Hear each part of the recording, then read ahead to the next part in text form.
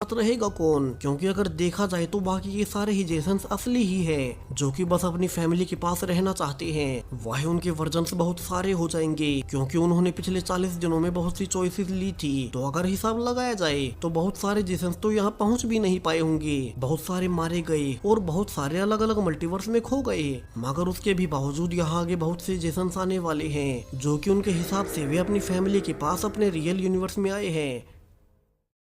तो अब दूसरा जेसन कहता है कि वो जेसन 2 को मार उसकी जगह ले लेगा और डेनियला और चार्ली को लेकर हमेशा के लिए इस देश को छोड़ देगा, ताकि अगर आगे से कोई दूसरा जेसन भी यहाँ आए तो भी वो उसे ढूंढ ना पाए। और वो मेन जेसन को वार्निंग भी देता है कि वो कहीं से और ज्यादा इंजेक्शन ढूंढ कर अपने लिए कोई और यूनिवर्स ढूंढ ले, और आगे से उसे जितने भी बाकी के अलग अलग जेसन मिले वो उन सभी को यही सलाह दे कि वे अपने लिए अलग अलग यूनिवर्सेस को ढूंढ ले। और ये कहकर अब वो जेसन वहाँ से निकल जाता है। तो पीछे से मेन जेसन समझ चुका था कि जेसन 2 की गलती की वजह से ये सब हुआ, मगर वो ऐसे हार नहीं मानेगा और अब वो प्लान बनाने लगता है कि वो जेसन 2 और बाकी जेसन से अलग होकर क्या प्लान बनाए कि उसे उसकी पूरी फैमिली वापस मिल जाए। वही अब अगले ही दिन जब जेसन 2 चार्ली के साथ उसका नया कॉलेज देखने आया ही था, तो वो अपने पीछे देखता है कि अब एक और जेसन उसके मारने के लिए उसके पीछे आ रहा है। तो वो जल्दी से चार्ली को बाहर भेज अकेले में उससे लड़ने लगता है। और इस बार फिर से जेसन 2 ने उस दूसरे जेसन को मार ही दिया था, मगर अब उसे भी मल्टीवर्स थ्योरी स्ट्राइक होती है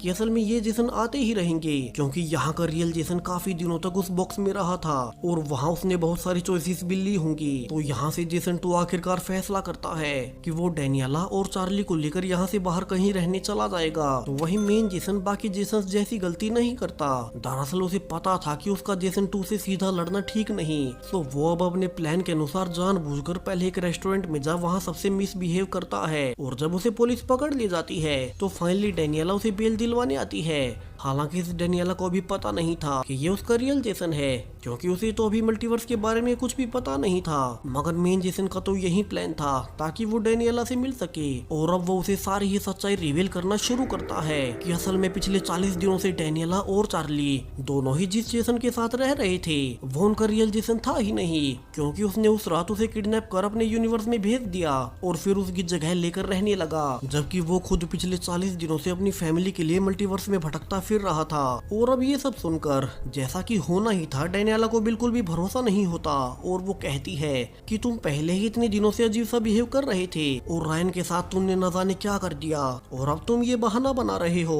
तो अब रियल जेसन डेनियला को अपनी बातों का भरोसा दिलाने के लिए जेसन को कॉल करने को कहता है। तो डेनियला डरते हुए फोन करती है और अब वो भी हैरान रह गई थी, क्योंकि सच में ही जेसन 2 ने फोन उठा लिया था, जबकि रियल जेसन तो उसके सामने था, जहाँ से